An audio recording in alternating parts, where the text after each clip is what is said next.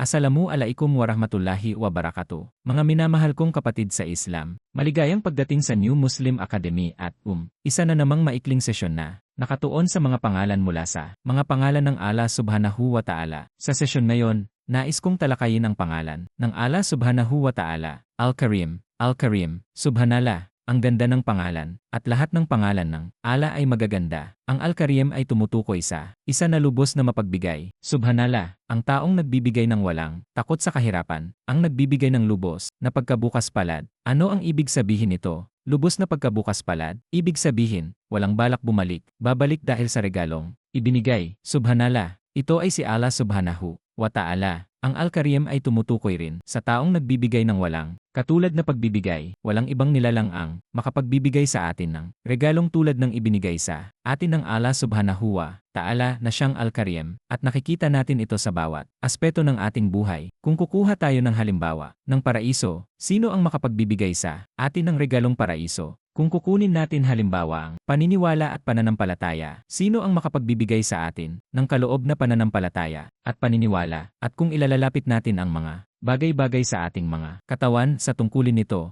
at kung paano gumagana ang lahat, magkakaroon tayo ng pusong tumitibok ng hindi natin kailangang maalala kung paano ito tumitibok. Sino ang nagbigay sa atin ng puso na may kakayahang tumitibok ng mag-isa? Isipin ang stress at hirap na mararanasan natin kung kailangan nating alalahanin ang bawat tibok ng puso. Napaka makakalimutin natin, ano kaya ang mangyayari sa atin pagdating sa pagtibok ng ating mga puso? Si Allah ay Al-Karim, nagbibigay siya sa atin ng mga kaloob na hindi kayang ibigay sa atin ng ibang nilalang. Ito ay si Allah Subhanahu wa Ta'ala. At kung pag-uusapan ng ating pagsamba na ating iniaalay kay Allah Subhanahu wa Ta'ala at ang ating pagpapahayag na siya ay isa at iba pa, kung gayon ito ay hindi isang kabayaran, hindi ito paghihiganti, dahil ang Allah ay Al-Karim, hindi niya tayo binibigyan ng tagubilin na bayaran natin siya sa pamamagitan ng pagsamba. Bagkus, kapag sinasamba natin siya, mas marami siyang ibinibigay sa atin. Ibig sabihin ay nakikinabang tayo sa pagsambang iyon. Ang Diyos na makapangyarihan sa lahat, si Allah Al-Karim, siya ay perpekto mula pa noong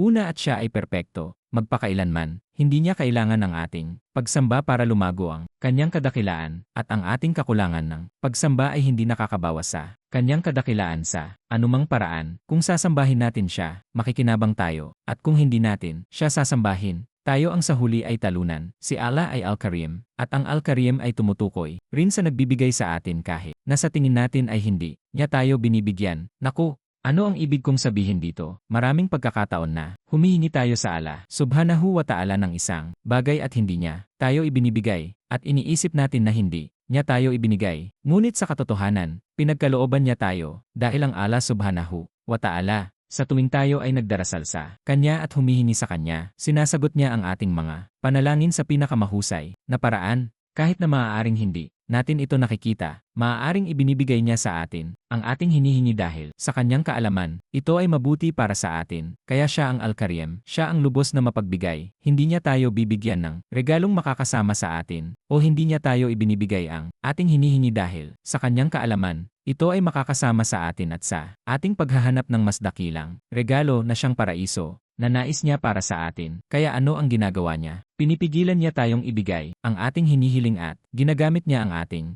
pagsusumamo upang alisin ang isang pinsalang nakatakdang dumating sa atin. Isang pinsalang kung alam lang natin na darating ito sa atin, hihilingin sana natin kay Allah na alisin ang pinsalang iyon noong una pa lang, at hindi natin gagawin. Hindi natin hihilingin sa Kanya ang talagang hiniling natin sa Kanya dahil sa kakulangan natin ng kaalaman tungkol sa pinsalang iyon. Ano ang ibig sabihin? Binigyan tayo ng Allah Subhanahu wa Ta'ala kahit na inakala nating hindi niya tayo ibinigay. Ibinigay niya sa atin ang alam niyang gugustuhin sana natin. Kung alam lang natin ang kapahamakang ito na darating sa atin, at ang ikatlong paraan ay hindi ibinibigay sa atin ng Allah ang ating hinihiling, ngunit pinangangalagaan at pinoprotektahan niya ang pagsusumamo, ang dua, ang kahilingang iyon, at iniingatan niya ito para sa atin sa araw ng paghuhukom. Kaya kapag nakatagpo natin siya, maaaring kulangin tayo sa ilang gantimpala, marahil ilang libong gantimpala, marahil ilang daang libong gantimpala, marahil ilang milyong gantimpala, marahil ilang bilyong gantimpala, upang makarating sa paraiso, ang sukdulang regalo. Kaya't aalisin ng makapangyarihang Diyos ang mga panalangin na ating hiniling at hindi niya tayo ibinigay. at tayo ay nagtiyaga sa pagkilala na siya ang Al-Karim at binibigyan niya tayo kahit na hindi niya tayo binibigyan, inaalis niya ito at idinaragdag sa timbangan ng mabubuting gawa at pinupunan ng mga ito ang kakulangan upang matulungan tayong makapasok sa paraiso na siyang pinakadakilang gantimpala at kung alam lang natin na mawawala sana sa atin ang paraiso kung nasagot at ibinigay lang sana sa atin ang mga pagsusumamo na yon habang hinihiling natin